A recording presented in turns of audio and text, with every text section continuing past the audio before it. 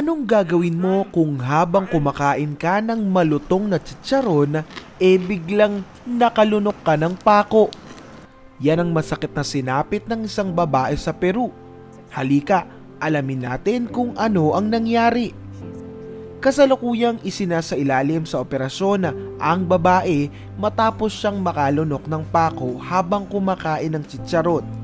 Ang babae nagsuka ng dugo dahil tumusok pala ang pako sa isang maselang ugat sa lalamunan.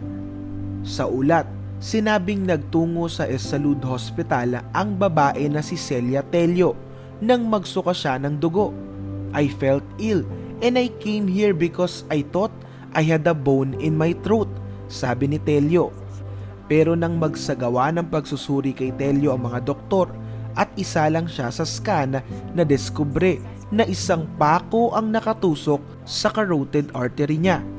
Ito ang nagsusupply ng oxygen at dugo sa utak.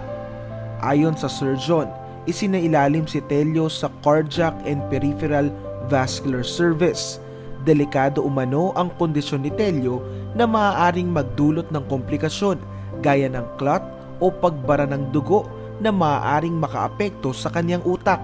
Hindi naman malinaw na naipaliwanag sa report kung paano napunta ang pako sa chicharon na nakain ni Tello. Naging matagumpay naman ang operasyon na isinagawa sa kanya. We were able to isolate the affected artery and we repaired it by sectioning it.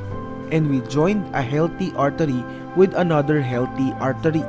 Ayon sa doktor na gumamot kay Tello. Kahit ligtas na, patuloy pa ring minomonitor ang kalagayan niya. Hindi naman kumbinsido ang iba sa pangyayaring ito. That's impossible. Ako na napaka-arte sa food na isusubo sa bibig ko. Ultimo, maliit na tinik, hindi makakalusot sa akin. Chew before swallowing food. OMG. Grabe naman yan. Wala nang nguya-nguya. Lunok na lang sa pagsubo. Bakit naman ang alaga ko may demensya as in malala na? Kahit tinik ng isda, iluwa or ibuga naman niya.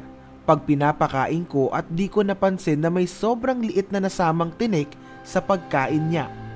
Ngunit ilan naman ang dumepensa na dala raw ng katandaan ng biktima kaya niya nalunok ang pako. I deleted my comments kasi hindi ko alam na 68 years old na pala at wala pa itong ngipin. Apologize for my wrong words and feel sorry for the victim. Sorry po. Ayon naman sa mga otoridad, kung sakaling makalunok ng pako o kahit na anong bagay na may tulis, agad itong dalhin sa ospital upang tanggalin.